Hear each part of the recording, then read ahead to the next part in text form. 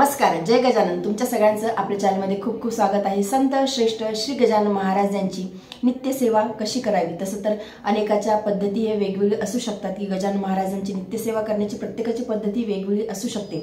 ज्या घरामध्ये श्री गजानन महाराजांची नित्य सेवा केली जाते त्या घरामध्ये कधीही कशाची कमतरता पडत नाही। ज्या घरामध्ये श्री गजानन विजय ग्रंथाचा रोज एका अध्यायाचं पठण केले जाते, मग घरातली कुणीही व्यक्ती त्या अध्यायाचं पठण करो, म्हणजे स्त्री असो किंवा पुरुष असो, त्या घरामध्ये महाराजांची कृपादृष्टी ही सदैव राहते। त्या घरामध्ये अखंड लक्ष्मीचा वास राहतो। त्या घरामध्ये कधीही कशाची कमतरता पडत नाही। त्या घरातील मुलंही सुसंस्कारी असतात, मुलांची प्रगती होते, नवरा बायकोमध्ये कधीही वाद होत नाही, म्हणजे नवरा बायकोमध्ये जो समतोल असतो तो चांगला टिकून राहतो। त्यांचं प्रत्येक गोष्टीवरती एकमत होते, म्हणजे एका विचाराने ते वागतात। त्यासोबतच घरामध्ये प्रसन्नता राहते, म्हणजे जिथे श्री गजानन महाराजांचं नित्य सेवेमध्ये एक श्री गजानन विजय ग्रंथाचा अध्याय वाचला जातो त्या घरामध्ये सगळं सुसंपन्नता राहते, समृद्धी राहते। तिथे गजानन महाराजांची कृपादृष्टी त्या घरावरती सदैव राहते। त्या घरामध्ये अखंड लक्ष्मीचा वास राहतो। त्यामुळे श्री गजानन महाराजांची नित्य सेवा ही आपल्या घरामध्ये रोज झाली पाहिजे। प्रत्येकाची पद्धती वेगवेगळी असते, परंतु आपण जर का थोडा एक विचार केला की नियमबद्ध जर का आपण गजानन महाराजांची नित्य सेवा करण्याचा जर का विचार केला तर ती कशी असावी, त्याबद्दलचीच माहिती आपण आजच्या व्हिडिओमध्ये बघणार आहोत। तर अनेक गजानन भक्त हे श्री गजानन महाराजांच्या नित्य सेवेमध्ये गजानन विजय ग्रंथाचा एका अध्यायाचं पठण करतात। म्हणजे गजानन विजय ग्रंथामध्ये 21 अध्याय आहेत, तर 21 अध्याय वाचायचे, म्हणजे पहिला अध्याय वाचायचा, नंतर दुसऱ्या दिवशी दुसरा अध्याय वाचायचा, असं 21 अध्यायाचं वाचन करायचं आणि परत 21 अध्याय पूर्ण झाले की परत एका पहिल्या अध्यायापासून सुरुवात करायची, मग 21 अध्याय वाचायचे। म्हणजे असे वर्षानुवर्ष गजानन विजय ग्रंथाचं पारायण हे केले जाते। म्हणजे अनेक असे भक्त आहेत की त्यांचे किती पारायण झाले हे त्यांनी देखील मोजले नसतील। आता उदाहरण जर तुम्हाला सांगायचं झालं तर माझे वडील 75 वर्षाचे आहेत आणि ते म्हणजे रोज एका अध्यायाचं गजानन विजय ग्रंथाचं एका अध्यायाचं वाचन करतात। म्हणजे कुठेही जायच्या अगोदर ते गजानन विजय ग्रंथाचं वाचन करतात, त्यांचा जो अध्याय चालू असेल तो, आणि नंतर स्तोत्र असते, बावन्नी असते, त्यानंतर गणगण गणात होते या मंत्राचं 108 वेळेस एक माळ घेतात, ते गजानन महाराजांची आरती करतात।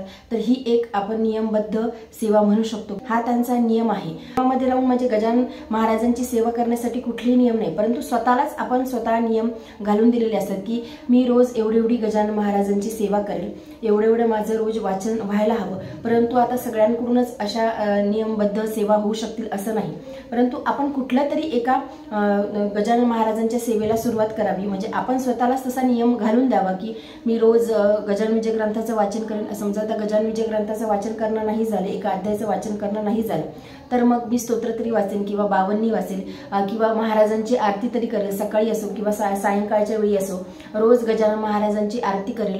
नाही काही झाले तर गणगण गणात होते या मंत्राचा जप नित्य नियमाने मी देवघरासमोर बसून करेल। एक माळ घेईन किंवा 2 माळी घेईल, 5 माळी, 11 माळी, ज्यांच्याकडून जसं शक्य होईल तसं गणगण गणात होते या मंत्राचा जप मी रोज करेल। किंवा तेही नाही झालं तर मग चालता बोलता उठता बसता मी गजानन महाराजांचा गणगण गणात होते या मंत्राचा जप करेल।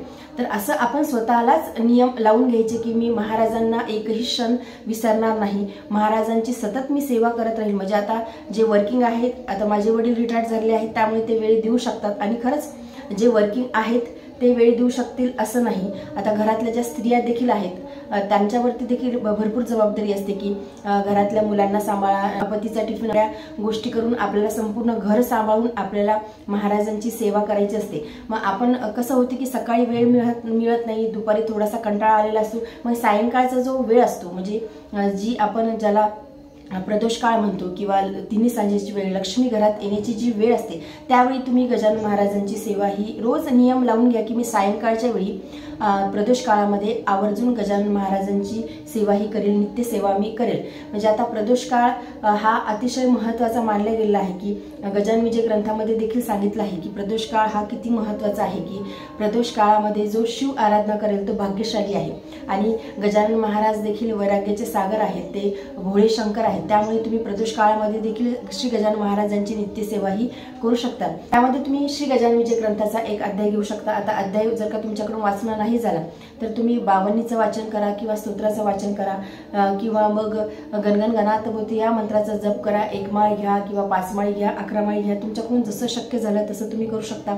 त्यासोबतच गजानन महाराजांचं अष्टक आहे, म्हणजे कुठली तरी किंवा आता कुणाकडून काहीच नाही झालं तर रोज मी सायंकाळच्या वेळी गजानन महाराजांची आरती तरी करेल। जय जय सच्चे स्वरूपा स्वामी गणराया ही आरती मी रोज महाराजांची करेल। एवढा तरी नियम आपण स्वतःला लावून घेऊ शकतो। आणि ह्या जे मी तुम्हाला सेवा सांगितल्या, ह्या ज्या मी उपासना सांगितल्या, याला काहीही वेळ लागत नाही, अगदी 5 ते 10 मिनिटांमध्ये या सगळ्या गोष्टी होऊन जातात। समजा तुम्हाला जर का गजानन विजय ग्रंथाचा एक अध्याय वाचायचा असेल तर त्याला फक्त 15 ते 20 मिनिटं लागतात आणि खूप असा वेळ लागत नाही।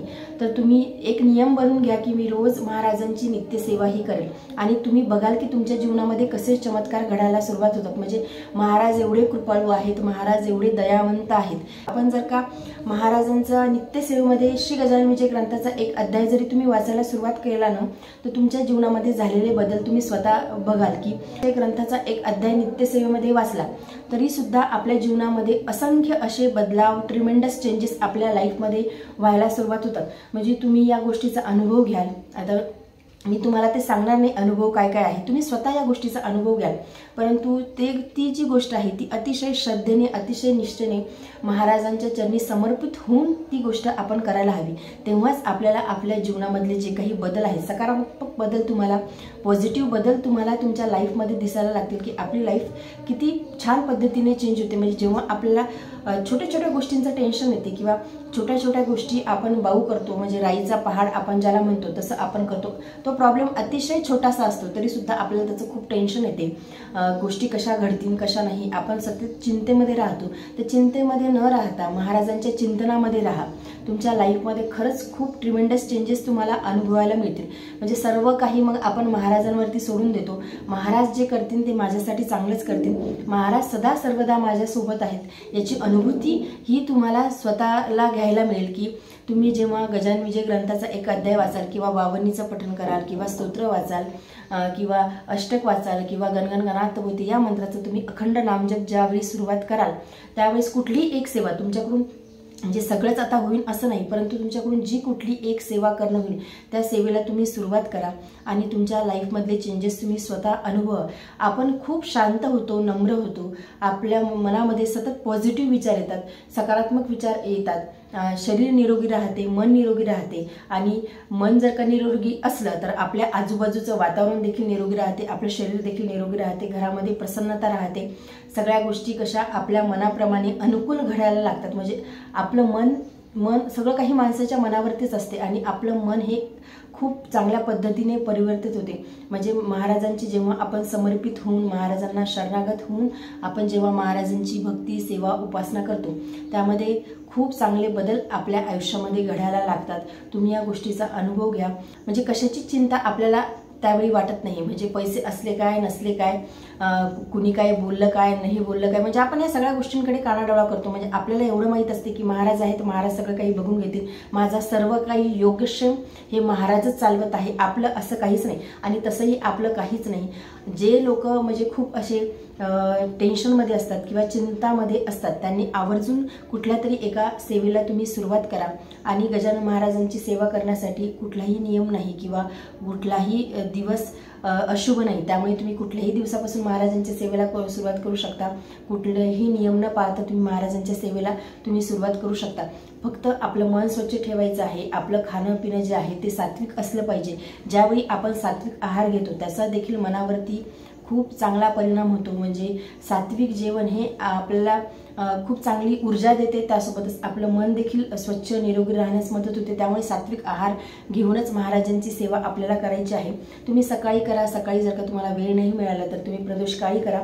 दुपारी थोडंसं मन आपलं विचलित झालेलं असते, म्हणजे आळस आपल्याला आलेलं असतं, त्यामुळे सायंकाळची वेळ देखील खूप चांगली आहे। सायंकाळच्या वेळी देखील देवाजवळ दिवा लावून धूप दीप लावून तुम्ही जर का महाराजांची सेवेला सुरुवात केली आणि सायंकाळचं वातावरण कसं असते, अतिशय प्रसन्न वातावरण झालेलं असते, म्हणजे मनशांती त्यावेळेस चांगल्या पद्धतीने होऊ शकते। एक तर ब्रह्ममुहूर्तावरती किंवा मग सायंकाळच्या वेळी, दोन वेळेस आपल्या म्हणजे प्रदोष काळामध्ये आपल्या मनाची जी एकाग्रता आहे ती खूप हाय लेवलवरती असते। त्यामुळे या दोन्ही वेळेस तुम्ही महाराजांची सेवा उपासना करा। आणि सायंकाळचं वातावरण कसं असते की सायंकाळी आपण म्हणतो की लक्ष्मी घरात येण्याची वेळ असते, तुळशीजवळ दिवा लावलेला असतो, धूप दीप दीप लावलेले असते, घरामध्ये मंद सुगंध त्या धुपाचा येत असतो।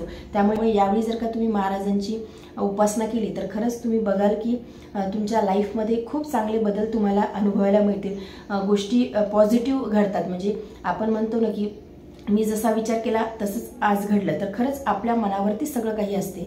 आणि जेव्हा आपण महाराजांची उपासना करतो, महाराजांचं पारायण करतो, त्यावेळी महाराजांच्या शिकवणीवर आपण चालण्याचा प्रयत्न करतो, त्यामुळे आपल्या आजूबाजूचं वातावरण देखील प्रसन्न राहते, आपलं मन प्रसन्न राहते। आपलं मन प्रसन्न राहिलं की आपल्या आजूबाजूचं वातावरण देखील प्रसन्न राहते। त्यामुळे गजानन महाराजांचं समजा आता तुमच्याकडून दशमी, एकादशी, द्वादशीला पारायण करणं नाही झालं, गुरुपुष्य अमृत योगावरती पारायण करणं नाही झालं, तर नित्यसेवेमध्ये तुम्ही कुठला तरी एका महाराजांच्या सेवेचा तुम्ही संकल्प घ्या म्हणजे तसा तुम्ही निश्चय करा आणि महाराजांच्या सेवेला सुरुवात करा। महाराजांच्या कृपेने सगळं काही चांगलं होईल। महाराजांच्या कृपेने आपल्या लाईफमध्ये खूप चांगले बदल घडतात, लाईफमध्ये गोष्टी ह्या पॉझिटिव्ह घडायला सुरुवात होतात। त्यामुळे महाराजांच्या सेवेला तुम्ही सुरुवात करा आणि स्वतःच तुम्ही चमत्कार बघाल, अनुभव घ्याल। महाराजांच्या कृपेने सगळं काही चांगलं होईल, महाराजांच्या कृपेने सगळ्यांचं कल्याण होईल। तर आजच्या व्हिडिओमध्ये एवढीच। व्हिडिओ जर तुम्हाला आवडला असेल तर व्हिडिओ लाईक करा, चॅनलवरती नवीन असेल तर चॅनलला सबस्क्राईब करा। जय गजानन, धन्यवाद।